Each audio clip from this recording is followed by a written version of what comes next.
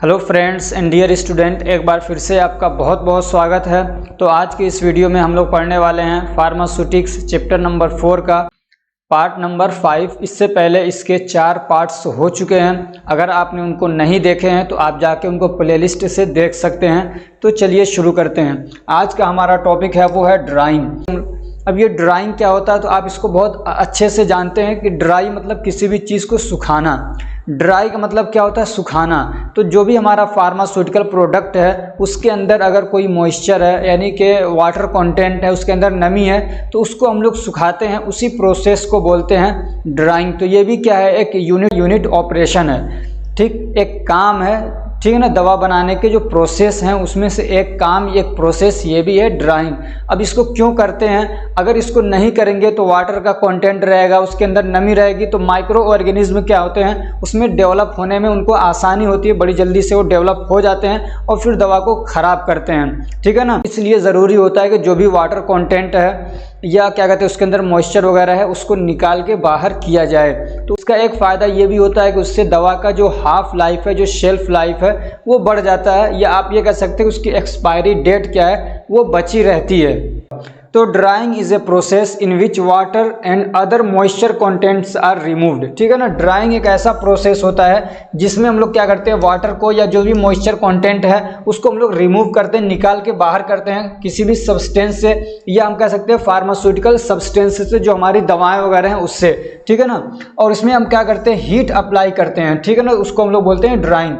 तो इसका ऑब्जेक्टिव क्या है? तो एक काम इसका क्या है कि ये डिकम्पोजिशन को रोकता है। डिकम्पोजिशन मतलब जो भी उसकी केमिकल बॉन्डिंग है, जो भी केमिकल सब्सटेंस है जो स्टेबल है, तो उसको अब डिकम्पोज होने से रोकता है। ठीक है ना। अगर उसको वाटर कंटेंट को ना निकाला जाए तो क्या होगा कि उसके अंदर माइक्रो ऑर्गेनिज्म क्या है, उनका ग्रोथ होगा और फिर उसकी वजह से फिर दवा क्या होगी, डिकम्पोज होगी, खराब होगी। ठीक है ना। तो इस तरीके से फिर क्या है, इसका हाफ लाइफ भी बढ़ जाता है। ड्राइंग करने का एक फ़ायदा यह है कि अगर हम लोग ग्रेन्यूल बनाते हैं, ठीक है ना, गोलियां वगैरह बनाते हैं, तो उसमें बनाने में हमको हेल्प मिलती है इससे। अब ये क्या आपके सिलेबस में पूछा है कि वो कौन से डिवाइसेस हैं जो इस काम के लिए यानी ड्राइंग के लिए यूज़ होते हैं। तो होते तो और भी हैं, लेकिन 2 आपके सिलेबस में दे रखा है जो आपको पढ़ना है। तो उनमें से एक है फ्लूइडाइज्ड बेड ड्रायर। ठीक है ना। क्या है? Fluidised bed dryer. तो इसके बारे में पहले पढ़ लेते हैं। फिर दूसरा है आपके इसमें सिलेबस में फ्रीज ड्रायर। ठीक है ना। दोनों का काम क्या है? ड्राइंग करना, लेकिन तरीका अलग अलग है। तो ये क्या है? फ्लूइडाइज्ड बेड ड्रायर क्या है? It is a machine use to remove moisture content from granules और पाउडर। ठीक है ना। जो भी ग्रेन्यूल छोटे छोटे दाने हैं या कोई पाउडर्स वगैरह हैं, तो उनके अंदर से नमी को निकालने के लिए एक मशीन जो यूज़ होती है, उनमें से एक मशीन का नाम क्या है? Fluidised bed dryer. अब ये कैसे काम करती है, किस प्रिंसिपल पे ये काम करती है? तो it work on the principle of fluidization. ये किस पे काम करती है? फ्लूइडाइजेशन। हालांकि इसमें कोई प्रिंसिपल नहीं है काम करने का, सिंपल सा कैसे काम करता है ये मशीन काम करती है वो बता दूंगा अभी आगे। इसको हम लोग फ्लूइडाइज्ड क्यों कहते हैं इसको पहले समझिए। तो इसमें आप अगर पूछे ना इसका प्रिंसिपल तो लिख दीजिएगा कि ये फ्लूइडाइजेशन पे काम करता है। That is why it is called fluidized bed dryer. इसी वजह से इसको हम लोग फ्लूइडाइज्ड बेड ड्रायर कहते हैं। अब ये फ्लूइडाइजेशन क्या होता है? तो एक ऐसा प्रोसेस होता है जिसमें क्या है, बेड मतलब लेयर। ठीक है ना। Bed of solid particles use.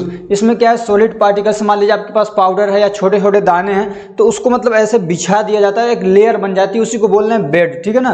तो क्या कह रहे हैं, bed of solid particles use होते हैं विच फ्लो लाइक ए फ्लूइड, जो कि क्या है, एक फ्लूइड की तरह से फ्लो करते हैं। जैसे मान लीजिए यहाँ पे रखा हुआ है और नीचे से हवा खूब तेज आती है तो ऐसे फ्लो करने लगते हैं, ऐसे उड़ने लगते हैं या ऐसे बहने लगते हैं जैसे कि कोई फ्लूइड, कोई लिक्विड चीज बहती है। इसलिए इस प्रोसेस को हम लोग बोलते हैं फ्लूइडाइजेशन। और जो मशीन उसके लिए यूज होती है उसको बोलते हैं फ्लूइडाइज्ड बेड ड्रायर। ठीक है ना।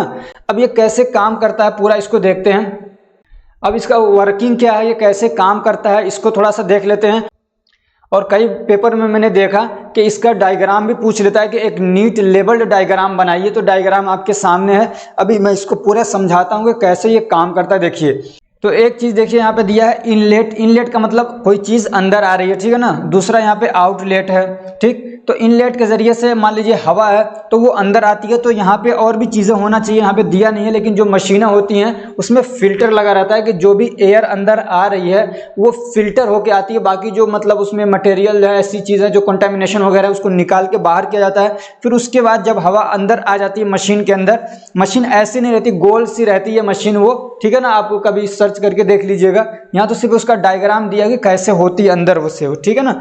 तो यहाँ पे अब हीटर लगे हुए हैं, अंदर फिल्टर हवा होके आ गई। अब इस जब हीटर के कंटेंट में आती है तो हवा गर्म हो जाती है, ठीक। और यहाँ से फिर इधर जाती है, इधर जाती है।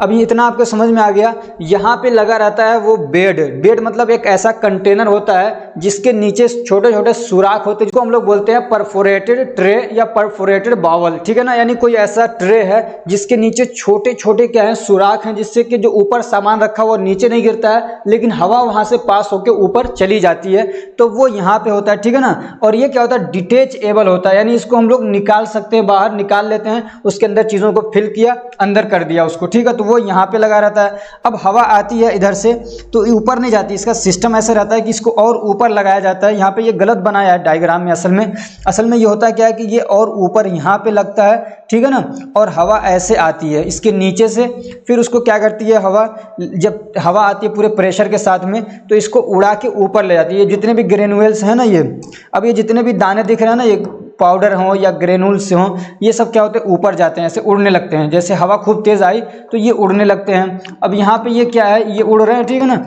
यहाँ पे ये लगा हुआ फिल्टर बैग्स। फिल्टर बैग क्या करते हैं कि इनको बाहर नहीं निकलने देते हैं, सिर्फ गर्म हवा जो है वो हर एक पार्टिकल को क्या करती है, घेर लेती है, और उसके अंदर जो भी मॉइस्चर कंटेंट है, जो भी वाटर वगैरह, उसको सुखा देती है।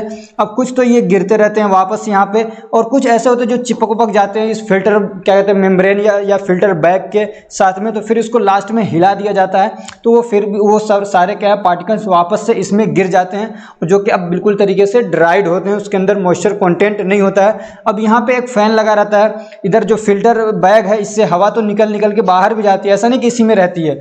जैसे कि मान लीजिए जो हवा ठंडी हो गई तो वो निकल के बाहर भी जाती है। यहाँ पे फैन भी लगा रहता है जो रेगुलेट करता है इसके अंदर जो एयर आ रही है उसको, ठीक है ना। तो ये पूरा प्रोसेस होता है, पहले हवा अंदर आई, उसको फिल्टर कर लिया गया, उसके बाद गर्म होती है, फिर वो अंदर आती है, और उसका एक मतलब प्रेशर भी होता है। ऐसा नहीं कि किसी भी प्रेशर पे नहीं, बल्कि एक उसका मेंटेन्ड प्रेशर होता है कि वो इतना प्रेशर से आए कि इन सबको उड़ा के ले जाए वापस। इसमें वो क्या है घूमते रहते हैं और सूख जाते हैं, हवा उनको क्या है सुखा देती है, क्योंकि हवा गर्म होती है। यहाँ पे फिल्टर मेम्ब्रेन लगा रहता है जो इनको वापस ऊपर नहीं जाने देता है, फिर वापस से इसमें गिरते रहते हैं, ठीक है। और यहाँ पे एक फ़ैन भी लगा हुआ है जो कि मतलब हवा के अमाउंट को कंट्रोल करता है, जो ठंडी हवा उसको बाहर निकालता रहता है। तो इस तरीके से पूरा इसका ये काम, तो इस तरीके से पूरा इसका प्रोसेस होता है, पूरी वर्किंग है, ठीक है ना। जब इसमें गिर जाते हैं इसको हम इस ट्रे को वापस से बाहर निकाल लेते हैं। तो होप कि आपको ये पूरा समझ में आ गया होगा कि फ्लूइडाइज्ड बेड ड्रायर कैसे काम करता है। यही सारी चीज़ें यहाँ पे लिखी हुई हैं, उसको याद कर लीजिएगा। तो इसमें 2-4 चीज़ें इसको याद कर लीजिए, ठीक है ना ये, और इस डायग्राम को ज़रूर बना लीजिएगा, ये एग्जाम में पूछता है। अब इसका कंस्ट्रक्शन क्या है तो आप देख ही चुके हैं। तो इसमें क्या होगा, एक इनलेट होगा, ठीक है ना, जहाँ से हवा अंदर जाती है। फिर उसके बाद डिटेचेबल परफोरेटेड बावल होता है, ठीक है ना। एक ट्रे होता है जिसमें नीचे छोटे छोटे से क्या सुराख होते हैं, उसको बोलते हैं परफोरेटेड। तो जो कि डिटेचेबल होता है, जिसको हम लोग मतलब बाहर निकाल देते हैं, फिर अंदर रख देते हैं। फिर उसके बाद हीटर्स होते हैं उसमें, ठीक है ना, जो हीटिंग का काम करते हैं। ऐसे ही क्या एग्जॉस्ट सिस्टम होता है, यानी हवा को बाहर निकालने का, जो यूज्ड हवा है उसको बाहर निकालने का सिस्टम भी होता है। और इसमें एक चीज़ और छूट गया है, फिल्टर बैग, ठीक है ना। फिल्टर बैग्स भी होते हैं, उसको आप इसमें ऐड कर लीजिएगा। फिर उसके बाद क्या होता है, आउटलेट होता है कि वो वापस से गिरते हैं जहाँ से, उसको हम लोग बाहर निकाल लेते हैं। यही सारी चीज़ें यहाँ पे इजी इंग्लिश में लिखी हुई हैं, आप इनको याद कर लीजिए। इसका एप्लीकेशन क्या है, तो it is use for drying granules to make tablet बनाने के लिए ग्रेन्यूल्स को, छोटे छोटे दानों को ड्राई करते हैं। ऐसे क्या है, इसको हम लोग मिक्सिंग के लिए भी यूज़ कर लेते हैं या फिर ड्राइंग के लिए यूज़ करते हैं, ठीक है ना। पाउडर वगैरह है तो उसको हम लोग यहाँ पे ग्रेन्यूल्स की जगह आप पाउडर कर लीजिए तो अच्छा रहेगा, ठीक है ना। पाउडर्स हैं तो उनको आपस में मिक्स करने के लिए भी इसको यूज़ कर लेते हैं, और लेकिन असल में इसको क्या करते हैं, ड्राइंग के लिए यूज़ करते हैं। अब जो दूसरी डिवाइस है जो ड्राइंग के लिए यूज़ होती है वो है फ्रीज ड्रायर, ठीक है ना। ये क्या है, freeze dryer. Freeze dryer is a drying machine use to remove moisture content from substance. Without altering their structure and properties, ठीक है ना। तो ये भी क्या है, एक मशीन है, ड्राई करने वाली मशीन है, ठीक है ना। ये भी मॉइस्चर कंटेंट को, वाटर कंटेंट को किसी भी सब्सटेंस से या फार्मास्यूटिकल सब्सटेंस से क्या करती है, रिमूव करती है, ड्राई करा लेती है, सुखा देती है, ठीक। एक चीज़ इसमें और है कि ये मतलब अल्टर नहीं करती है। क्या चीज़ अल्टर नहीं करती, कोई भी दवा है उसका जो ऐसा नहीं कि इतना ज़्यादा उसमें हीट दिया गया, ऐसा नहीं है कि इस प्रोसेस के करने के बाद जो भी मतलब मटेरियल है उसका जो प्रॉपर्टी है वो अल्टर हो जाए, ऐसा नहीं होता है, ठीक है ना। Without altering the structure and properties. और जो ये फ्रीज ड्रायर है इसका एक दूसरा नाम भी है जिसको हम लोग बोलते हैं लियोफिलाइजर। ये आई नहीं है, ये एल है, ठीक है ना। ये टाइपिंग की मिस्टेक है, इसको सही कर लीजिएगा। ये क्या है, लियोफिलाइजर भी बोलते हैं इसको।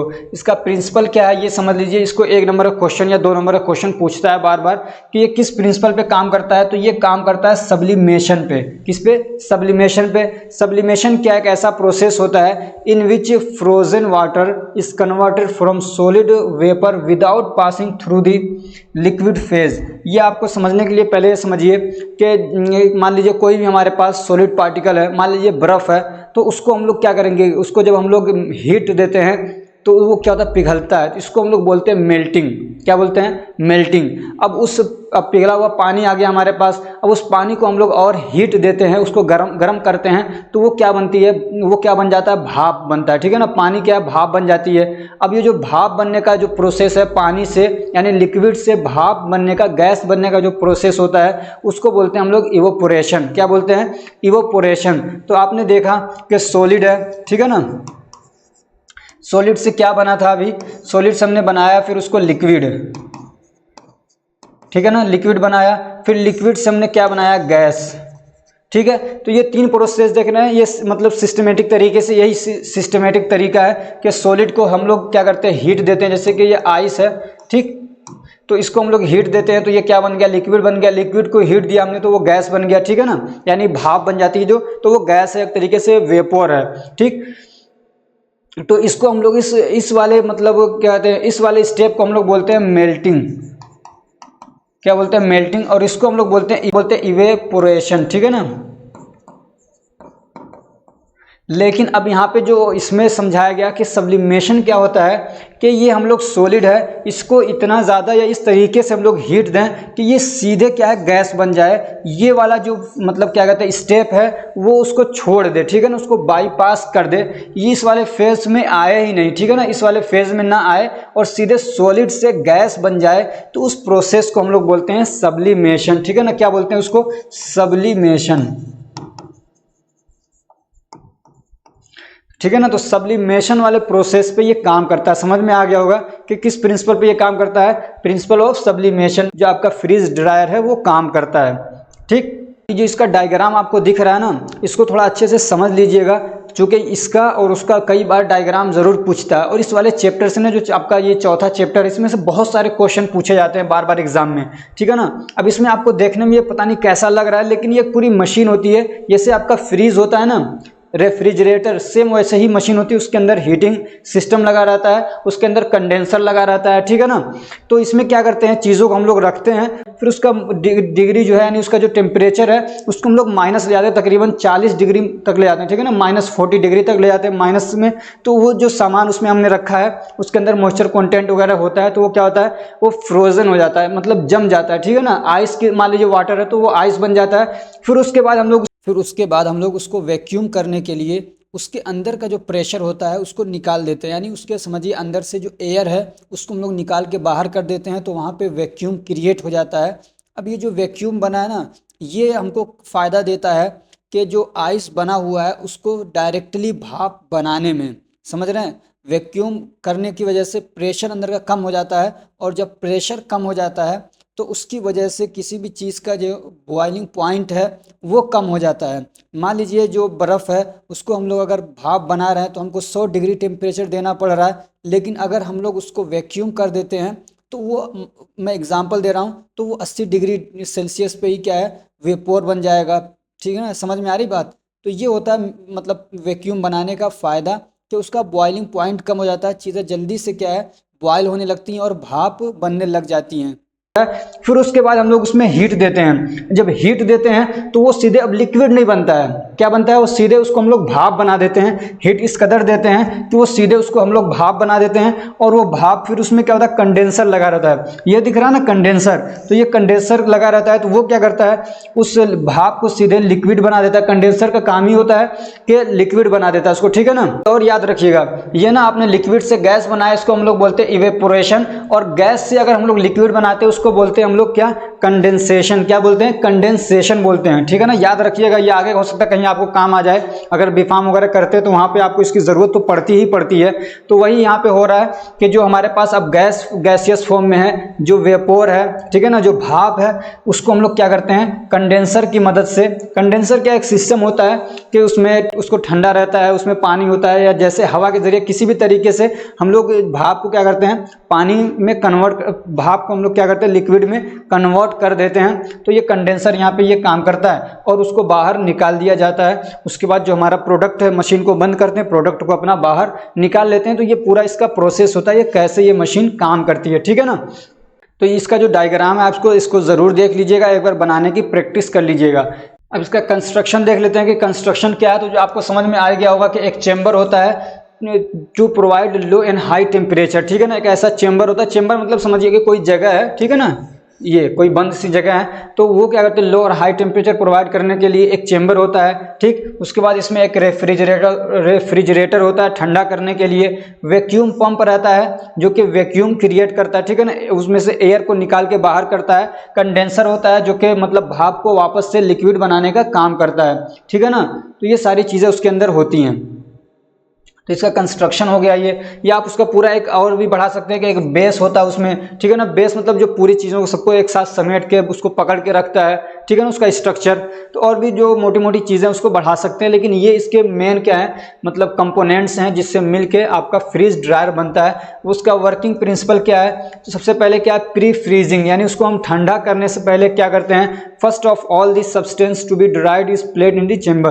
तो हम सबसे पहले उस चेंबर के अंदर जो सामान हमको ड्राई करना उसको रखते हैं। उसके बाद रेफ्रिजरेटर को ऑन करते हैं, और क्या करते हैं, टू डिक्रीज द टेम्परेचर को कम करने के लिए, ठीक है ना। फ्रीज को हम लोग पहले ऑन करते हैं ताकि टेम्परेचर कम किया जाए, कितना, तकरीबन -40 डिग्री तक करते हैं, ठीक है ना, सेल्सियस। उसके बाद वैक्यूम चेंबर का काम आता है, यानी उसके बाद हम क्या करते हैं, उस चेंबर को वैक्यूम बनाते हैं, यानी उसके अंदर से एयर को निकाल के बाहर कर देते हैं, ठीक। तो now the frozen material is placed in the vacuum chamber. अब हम लोग क्या करते हैं, वैक्यूम चेंबर के अंदर जो हमारा मटेरियल यहाँ पे जिसको हमने फ्रोजन किया था, यानी उसको फ्रीज कर दिया था, उसको जमा दिया था, उसको आइस बना दिया था एक तरीके से समझिए, तो उसको अब हम लोग इसमें वैक्यूम चेंबर में रखते हैं। अब आज का जो नई मशीनें आ रही है ना, तो उसमें ये सारा सिस्टम निकालने की ज़रूरत नहीं होती है कि इधर से निकाला उसमें रखा नहीं। अब उस सारा कुछ क्या होता है, मशीन के अंदर पहले से एक ही मशीन है, सब कुछ उसमें सिस्टम, बटन दबाने की आपको ज़रूरत होती है सिर्फ, समझ रहे हैं ना। तो सारी फैसिलिटी अब क्या है, मिल जाती है आपको बनी बनाई, सिर्फ बटन दबाने का कमाल होता है और कुछ नहीं रहता उसमें। और हम लोग ये क्यों करते हैं, वैक्यूम क्यों बनाते हैं, यानी एयर को क्यों निकालते हैं, इससे क्या होता है, जो प्रेशर है ना अंदर एयर का वो कम हो जाता है। जब वो प्रेशर कम होता है तो वो सब्लिमेशन में हेल्प करता है, ठीक है ना।